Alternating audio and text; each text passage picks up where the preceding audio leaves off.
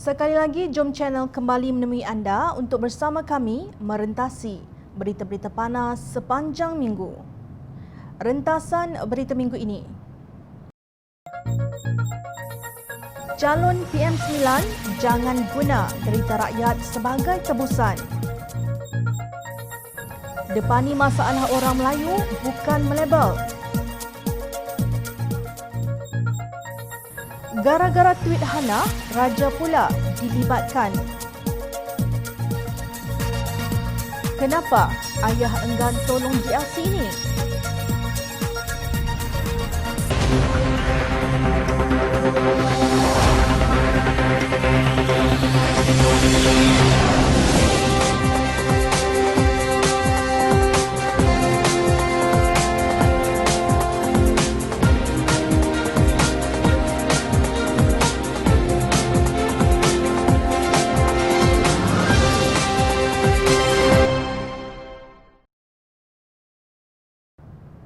Assalamualaikum dan salam sejahtera. Saya Azrin Arif dari Jom Channel. Sepanjang minggu ini, isu pencalonan untuk Perdana Menteri Malaysia kembali mendominasi laporan dan debat di media sosial. Kenyataan demi kenyataan dikeluarkan beberapa pemimpin daripada 3 parti dalam gabungan Pakatan Harapan masih gagal mencari solusi kepada masalah yang jelas. Jelas bagaimana? Jelas bahawa Tun Dr. Mahathir telah meletakkan jawatan. Jelas bahawa selepas Tun Dr. Mahathir menjadi Perdana Menteri, pengganti dari Pakatan Harapan ialah Datuk Seri Anwar Ibrahim. Tidak timbul perjanjian bahawa selepas Tun Dr. Mahathir letak jawatan, beliau harus diberi semula jawatan tersebut. Dilaporkan bahawa Tun Dr. Mahathir mahu diangkat sebagai Perdana Menteri buat kali ketiga di bawah Pakatan Harapan selama 6 bulan. Kemudian beliau didakwa mahu setahun kerana ingin menyelesaikan beberapa isu. Kedua-dua permintaan itu ditolak oleh keadilan seperti yang tercatat dalam kenyataan pemimpin-pemimpin mereka. Pengarah Komunikasi Amanah Khalid Abdul Samad menegaskan semua parti dalam Pakatan Harapan sepakat bahawa Anwar adalah calon Perdana Menteri mereka jika beliau mampu meraih nombor yang mencukupi.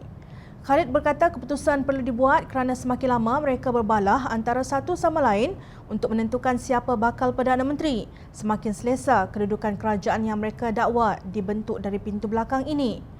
Pihak yang mendakwa mampu mendapat bilangan yang mencukupi itu datang dari pasukan Tun Dr. Mahathir. Namun, beliau tidak dipercayai dari segi komitmen untuk menepati janji akan berundur selepas 6 bulan. Perkara ini turut dibangkitkan oleh Setiausaha Organisasi DAP, Anthony Locke, yang bersetuju Tun Dr. Mahathir dicalonkan sebagai Perdana Menteri ke-9 dengan syarat-syarat tertentu. Sudah tentu orang boleh mempersoalkan apakah beliau akan menepati janjinya. Jawapan kami adalah bahawa dalam masa 6 bulan lagi ada mekanisme untuk memastikan beliau berundur, kata Anthony Locke dalam wawancaranya dengan Malaysia Kini. Malangnya, kedua mereka terus dikecam oleh penyokong-penyokong Anwar Ibrahim.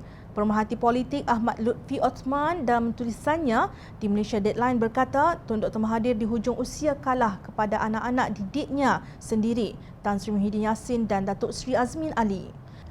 Mahathir dimalukan oleh pesaing bertaraf lightweight selepas beberapa seteru heavyweight berjaya ditumbangkan dengan pukulan KO. Lebih malang apabila Mahathir ditohmah merancang sendiri kegagalannya itu, ujarnya. Beliau melihat tragedi rampasan kuasa itu difaktorkan oleh strategi silap Tun Mahathir sendiri. Ia juga membayangkan hubungan longgar atau bahasa kasarnya diselubungi syakwasangka antara Mahathir dengan pemimpin kanan Pakatan Harapan. Isu utama tetap berlegar sekitar polemik tarikh peralihan kuasa Perdana Menteri. Secara tersirat juga merujuk percaturan Bersatu untuk muncul sebagai parti Melayu paling dominan dalam masa singkat. Kerajaan Pakatan Harapan dilihat gagal menguruskan konflik dalaman parti, khususnya keadilan dan Bersatu.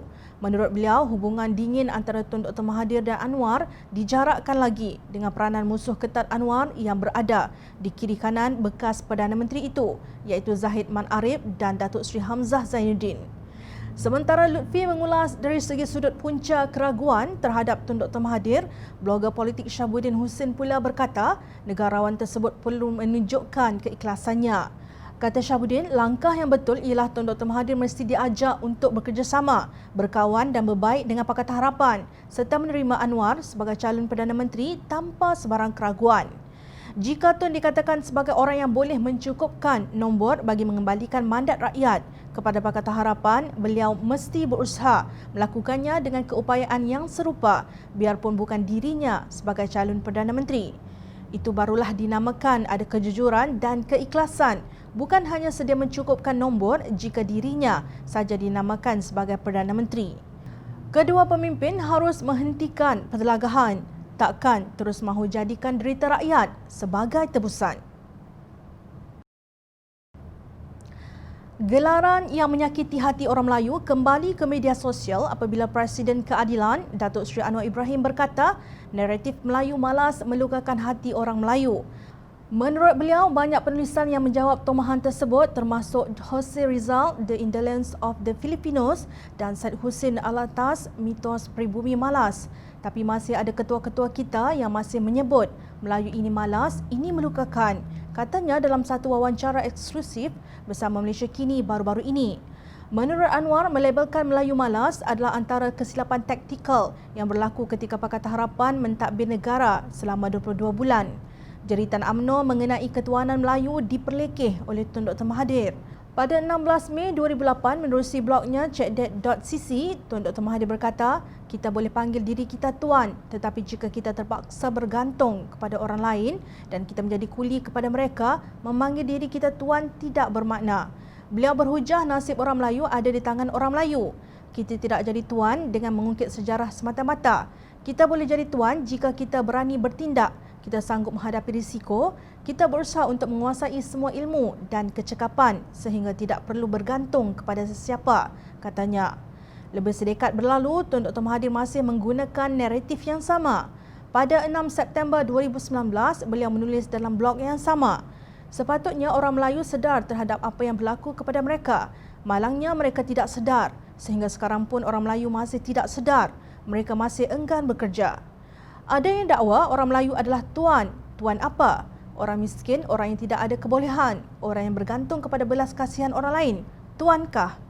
Ramai orang Melayu yang berjaya mendapat kelulusan akademik terbaik dari universiti tempatan dan luar negara.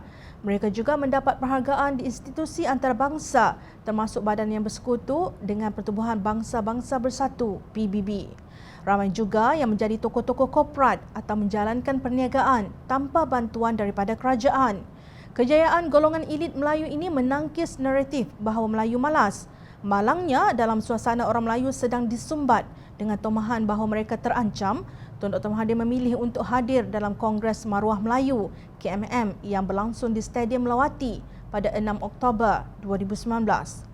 Kongres itu turut dihadiri oleh Presiden PAS Datuk Seri Hadi Awang, pemimpin UMNO Tan Sri Anwar Musa dan Datuk Seri Azmin Ali dan pemimpin pembangkang yang lain.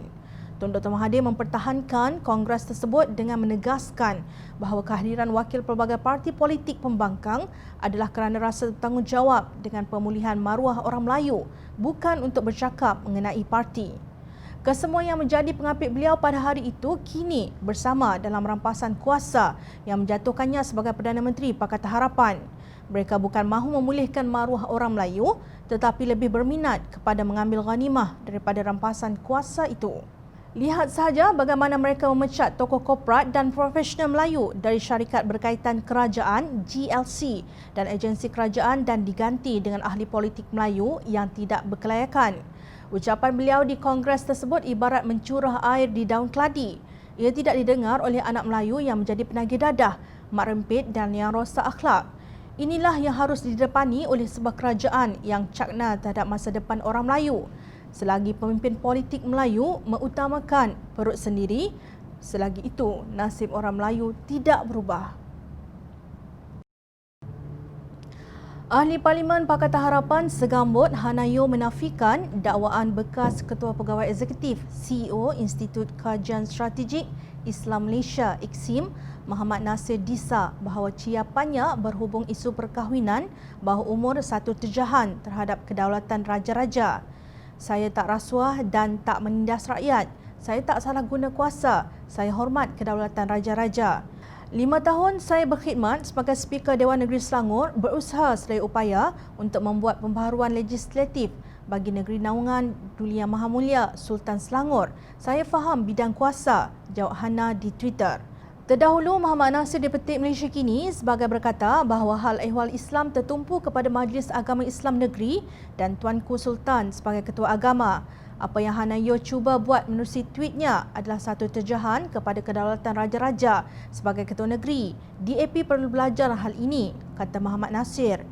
Akibat daripada ciapan di Twitter itu, Hana telah disiasat di bawah Seksyen 4-1 Akta Hasutan dan Seksyen 505-C Kanun Keseksaan. Mereka yang didapati bersalah di bawah Seksyen 505 Kanun Keseksaan berkaitan kenyataan yang menimbulkan khianat awam boleh dikenakan hukuman penjara sehingga 2 tahun, denda atau kedua-duanya. Manakala mereka yang disabitkan di bawah Seksyen 233 Akta Komunikasi dan Multimedia berkaitan penggunaan tidak wajar kemudahan rangkaian atau perkhidmatan rangkaian boleh dikenakan hukuman penjara sehingga 1 tahun, denda RM50,000 atau kedua-duanya. Hana kemudiannya mengeluarkan satu kenyataan. Saya telah dipanggil oleh Bukit Aman untuk memberi keterangan bagi siasatan mengenai tweet ini. Sekarang ini tanya soalan pun tak boleh. Sidang Parlimen bulan Mei juga tidak diberi peluang tanya soalan. Ketua Serikandi Bersatu Datuk Seri Rina Harun ialah Menteri Kementerian Pembangunan Wanita, Keluarga dan Masyarakat KPWKM. Sementara Timbalan Menteri dipegang oleh Datuk Siti Zailah Yusof dari PAS. Siti Zailah sebelum ini dilaporkan mempertahankan perkahwinan bawah umur atas alasan ia dibenarkan Islam. Untuk rekod, satu pelan strategik kebangsaan bagi menangani punca perkahwinan bawah umur telah digerakkan awal tahun ini ketika Datuk Seri Wan Azizah Ismail, Menteri KPWKM dan Hanayo timbalannya. Bagi yang tidak mengenali Muhammad Nasir Iksim, pada sekitar Ogos 2018, Menteri di Jabatan Perdana Menteri JPM ketika itu, Datuk Seri Dr. Mujahid Yusof berkata, audit dalaman terhadap institusi itu mendapati sejumlah RM7.4 juta perbelanjaan daripada RM7.6 juta yang diterima daripada Majlis Agama Islam Wilayah Persekutuan tidak dapat dikesan. Kira-kira 97% dana yang dibelanjakan Iksim tidak diketahui atau dikesan berapa dan bagaimana ia dibelanjakan. Ini bukan jumlah kecil bagi Iksim dan yang kita tahu hanya 2.2% ada butiran transaksi, katanya dipetik media. Pada 17 Julai 2019, Muhammad Nasir diperintahkan oleh Mahkamah Tinggi membayar ganti rugi RM80,000 dan kos RM20,000 kepada Khalid Abdul Samad kerana memfitnah beliau.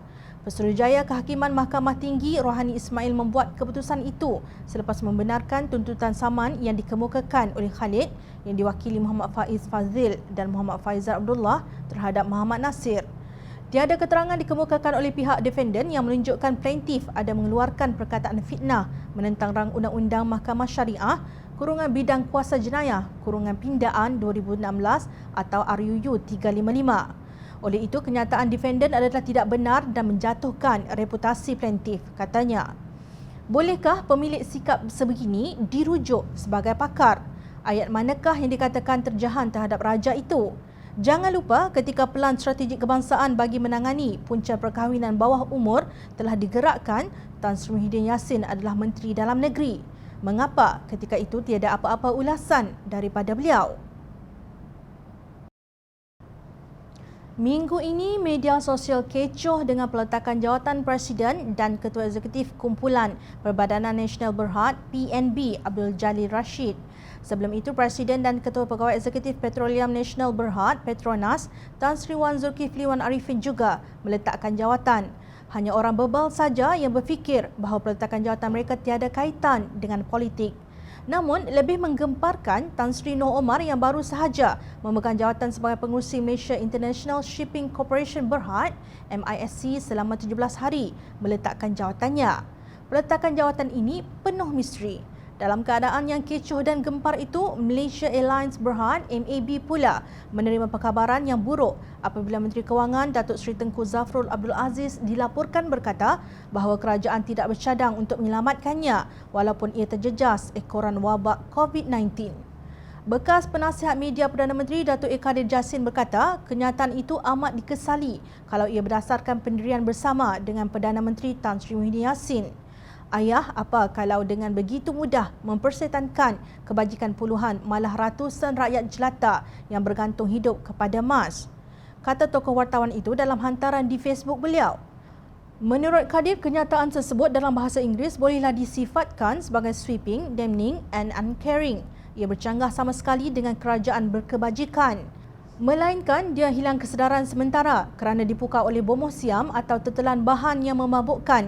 Dia tentu faham implikasi kenyataannya itu ke atas perniagaan Malaysia Airlines Berhad, kebajikan kaki tangan MAS dan tanggungan mereka serta imej Muhyiddin Mohamed Yassin sebagai ayah sindir Kadir. Bagaimanapun kata Kadir, kalau Tengku Zafrul tidak hilang fikiran dan kenyataannya itu mendapat restu daripada Muhyiddin, maka saya amat faham mindset dan hala tuju Menteri Korporat ini. Dia hendak cepat-cepat tutup atau jual MAS kepada pembeli pilihan dia, dakwanya. Tengku Zafrul berkata tiada pelan yang akan dilaksanakan kerajaan terhadap syarikat penerbangan itu kerana mereka beroperasi sebagai entiti komersial. Katanya Kementerian Kewangan juga tidak memperuntukkan sebarang dana khusus untuk menampung kerugian dialami Malaysia Airport Berhad. Kadir memohon izin untuk menceritakan siapa sebenarnya Tengku Zafrul dalam dunia korporat dan perbankan. Dia ini kepakarannya dalam perbankan pelaburan investment banking, iaitu bagi pinjaman beratus juta dan berbilion ringgit kepada orang yang banyak duit untuk jual beli saham, syarikat dan projek. Dia tak main dengan perbankan runcit, retail banking macam yang dilanggan oleh Mak Cik Kiah dan Pak Saleh. Jadi dia tak ada feeling atau perasaan terhadap orang makan gaji macam pekerja MAS dan dengan peniaga kecil, ujar Kadir sinis. Menurut beliau, jika Tengku Zafrul peduli dan tidak hilang fikiran, beliau tidak akan bercakap seperti itu tentang MAS atau mana-mana entiti yang memberi pekerjaan kepada belasan ribu rakyat jelata. Tapi kalau kepentingan golongan kapital yang terlibat, sikap dia berlainan pula. Dia akan jadi champion. Sebab itulah kita yang faham dan ada keazaman menyelamatkan negara kita wajib bercakap lantang berkenaan tindak tanduk Kerajaan Perikatan Nasional mempolitikkan GLC dan GLIC. Kalau tidak, golongan neokolektorat ini akan menggunakan GLC dan GLIC sebagai lubuk duit untuk konco-konco mereka, bermula dengan penyihiran kaki tangan profesional dan digantikan dengan proksi mereka. Itulah yang sedang dan telah berlaku di Petronas, PNB dan Khazanah, tegas Kadir. MAS kini diterajui Tan Sri Wan Zulkifli Wan Arifin yang dikatakan dipaksa meletakkan jawatan di Petronas. Sekian rentasan berita minggu ini. Teruskan layari kami di Jom Channel untuk mendapatkan berita politik tanah air. Saya Azlin Arif, terima kasih. Assalamualaikum dan salam sejahtera.